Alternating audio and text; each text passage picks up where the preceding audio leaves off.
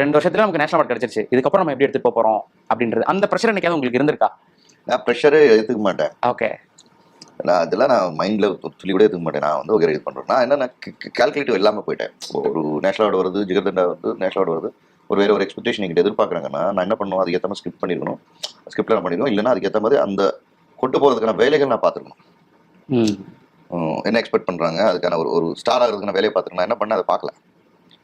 நான் சரி பண்ணேன். இப்போ அது கேள்வி கேட்டு அந்த மாதிரி என்ன போது என்ன சொல்கிறாங்க, அவார்டு வந்ததுக்கு திமிரே போச்சு, பேரை கெடுத்து விட்டுருவானே. புரியுதுங்களா? அது எல்லாமே சரி நம்ம இதான்றது இது பரவாயில்ல, இந்த இது அப்படியே விட்டுருந்தோம்னா நம்ம காண போயிடுவோம். ரொம்ப தின் லைன், அது ரொம்ப அழகா மெயின்டைன் பண்ணுவாங்க. அதுக்கான வேலைகள் செய்யணும். நீ பேட் நேம் வந்தாலும் பரவாயில்லன்றது நான் செய்யல, அது தப்பு பண்ணிட்டேன். நான் இப்போ அதை பத்தி யோசிக்கிறது இல்லை. அதை சொல்லும் போது நீ எல்லாம் இருந்தால் தான் பண்ணுவேன், இப்படிதான் இருக்கணும், எனக்கு கமர்ஷியல் பாயிண்ட்ஸ் இது அப்படின்னு தான் பண்ணுவேன். இப்போ நான் ரொம்ப தெளிவாக இருக்கேன்.